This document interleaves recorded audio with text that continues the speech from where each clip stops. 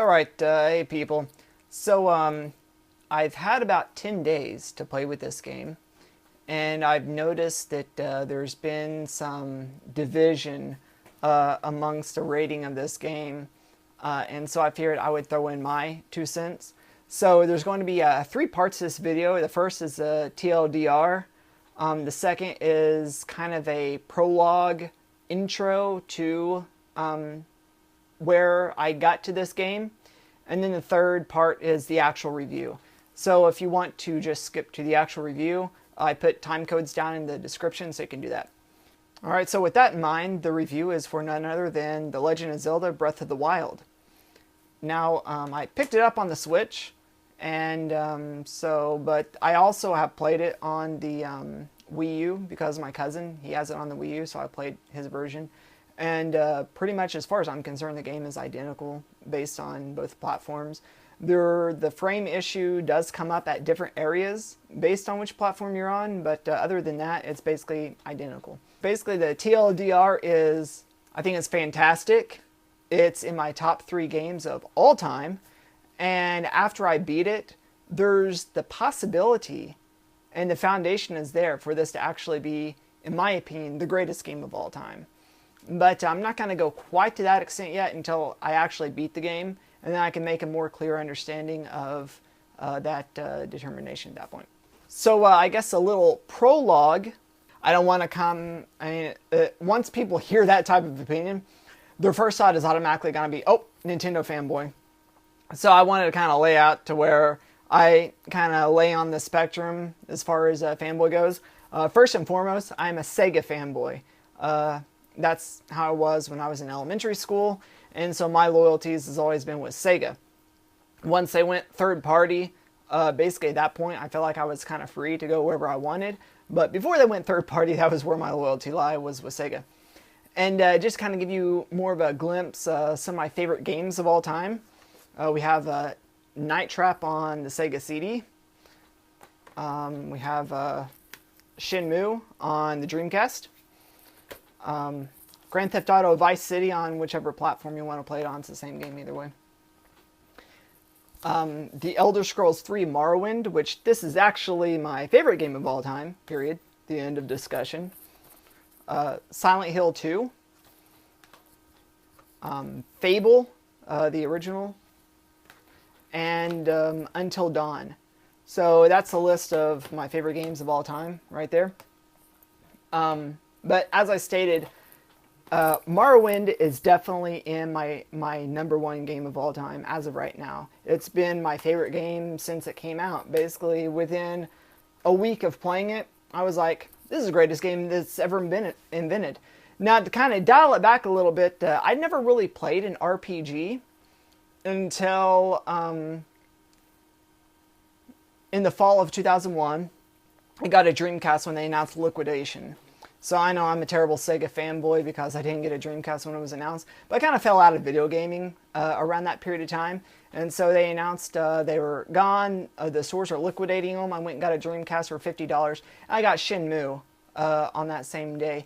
So that's kind of the first real like RPG-ish game I've ever played, even though it's more of an action and adventure. But still. So after that, I put in a reserve for an Xbox, original Xbox, after reading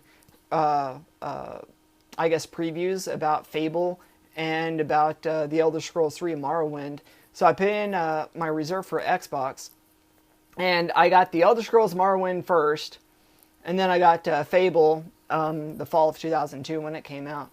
But basically, so those are pretty much how I think of RPGs. I never played any Final Fantasy. I don't think I've still ever played a Final Fantasy game. I've never played Phantasy Star. I've never played, any of those games with notoriety. As far as The Legend of Zelda goes, I never really played a Legend of Zelda game until, I think it was a couple of years ago. I stuck in Ocarina of Time to kind of give it a try. Now, to kind of go back a little bit, I own every single Zelda game, well, major Zelda release, except for Skyward Sword. I never picked that one up. I just really never connected with them or played them much. Probably the most out of any of them that I've played is the Wind Waker. I've gotten pretty far. I've almost beat Wind Waker, haven't quite yet. But I'm just saying that I never really had an affinity to the Legend of Zelda games. I never had really much of an attachment. I really leaned heavily on Western RPGs like the Elder Scrolls, Fallout, Fable, Mass Effect, things like that. That's really where I really connect. So I just want to lay that foundation so people have more of an understanding of why my opinion is so high on The Legend of Zelda Breath of the Wild. Okay, with that out of the way, we'll go ahead and get into the actual review of The Legend of Zelda Breath of the Wild. So I went, got it at midnight launch, brought it home, the Switch and everything. I plugged it in, I started playing it, and immediately I noticed there was a difference in the gameplay whenever there was voice acting, which is so welcome as far as I'm concerned. But I mean, again, my favorite game of all time is Morrowind. Very heavy text-based game. For those of you who haven't played it, the entire game is basically text. Yeah, an NPC might say something in passing like, carry on now, or, something like that. But they don't talk, though. Whenever you're talking to an NPC, it's all text-based. And there's usually a huge wall on your screen of text. Voice acting isn't that important to me, but it was just a welcome change. As soon as, he wakes up, she's talking, I was, wow, this voice acting. So, I go and I do the little first shrine thing, exit out, shows the title screen. I was like, wow, this is a really, immense, vast world. What blew me away is as soon as the title screen goes away, I'm walking the character down the path. I see a stick, I pick up the stick, and I'm kind of swinging it around and doing stupid stuff with it. I walk up to a tree, I was like, oh, okay, here's a mushroom. So I grab a mushroom. And then as I go to walk away from the tree, I was like at the wrong angle or something. All of a sudden, he starts climbing the tree. Folks, Link was climbing a tree. So I was like, okay, I'll just climb the tree. I got to the top of the tree, and as I'm looking around the vast world, it was at that instant that I said, wow, this game is going to be freaking awesome. And this changes everything. How many times I played Elder Scrolls? I have the entire collection on PC. So, I played Arena, Daggerfall, Morrowind, Skyrim, Oblivion, Fallout 1, 2, 3, Fallout 4. I mean, I pretty much played every open world RPG Bethesda makes. They're my favorite developer, bar none, by far, end of discussion.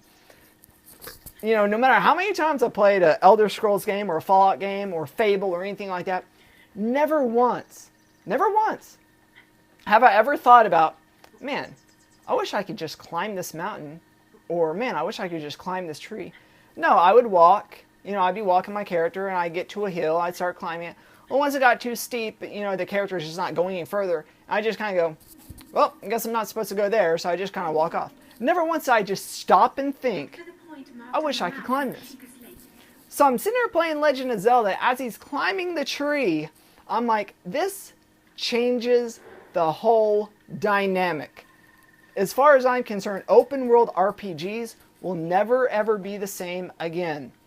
And yeah, I'll play Skyrim, I'll play Fallout, but there's going to now be in the back of my head this irritation, this confusion. I can no longer climb a tree. I can no longer climb a mountain, climb a cliff, climb any of these other things because the developers didn't give us that option. But for some reason, Nintendo gave us this option. And it's kind of weird because, as you saw in my list of favorite games, I've never really given Nintendo that much credence when it comes to game rating. I've never had a Nintendo game in any of my favorite games of all time. Yeah, I can appreciate some of the games, but it's just I never really held them in high regard. I love the Donkey Kong Country games. I love the Metroid games.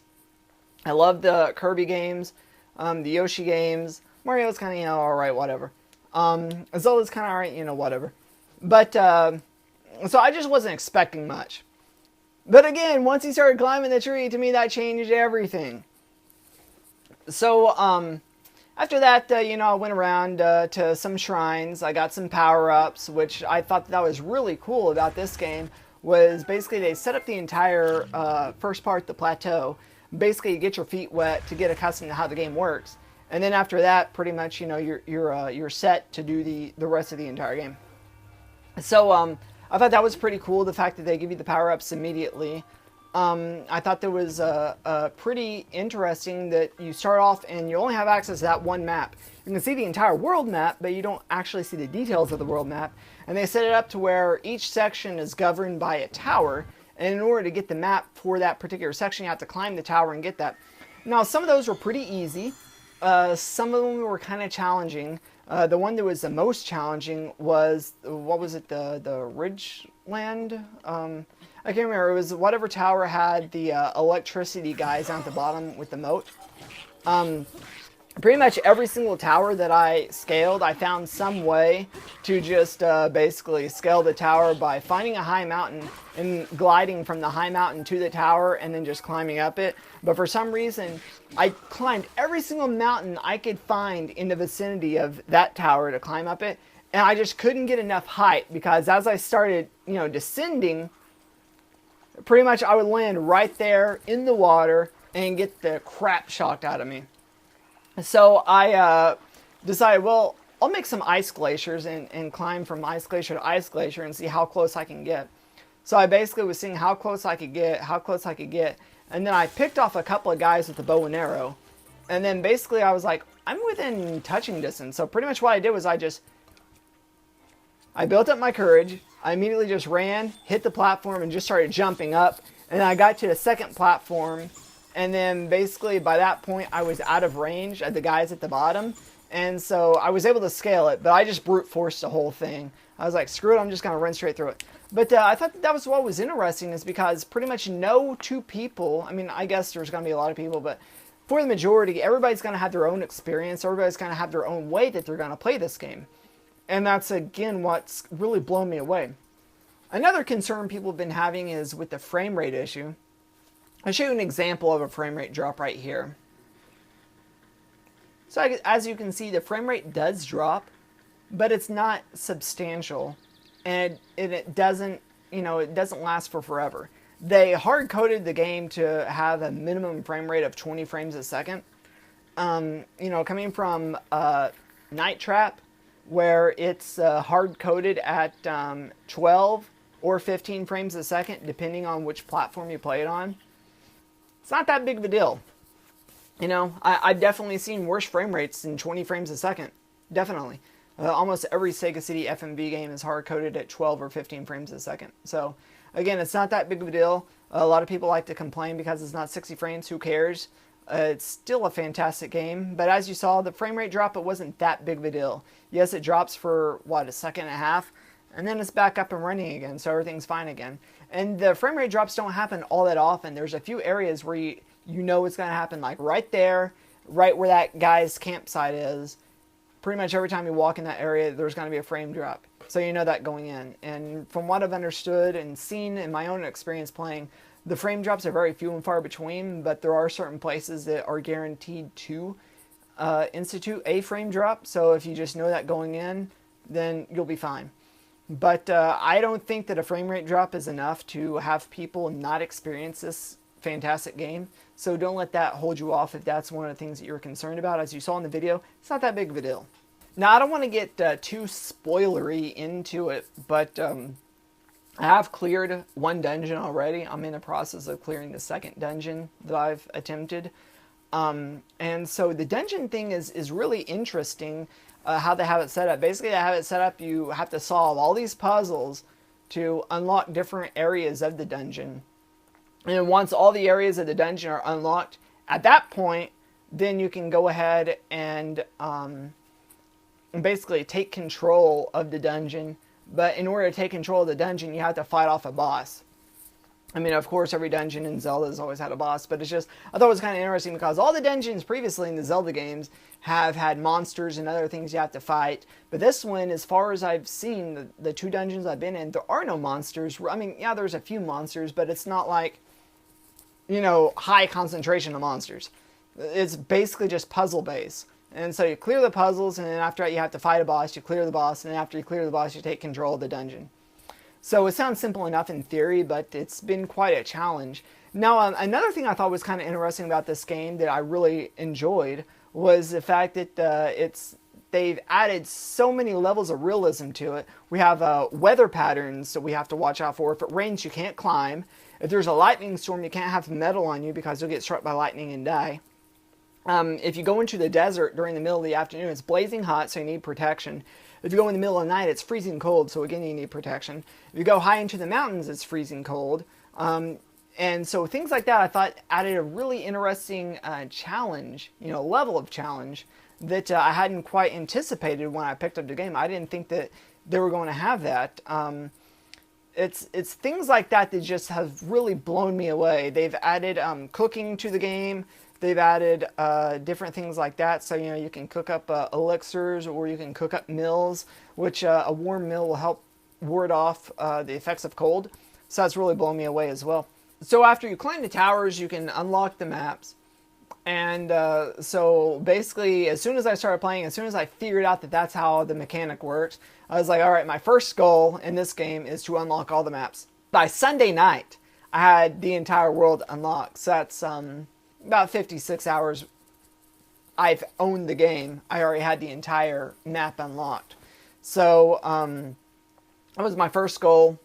Done and done. There's not really much else to say. I'll go ahead and wrap up this video because I didn't want to do like a full in-depth review because, again, I haven't beat the game. I think I'm probably about a third way into the full game. But by far, the hype is real. For all the fanboys who keep on voting it down, they need to take a chance and play the game. The hype is real. The game is legit. By far, a 10 out of 10. I've never been this hooked on a Nintendo game ever, so this is pretty monumental for me.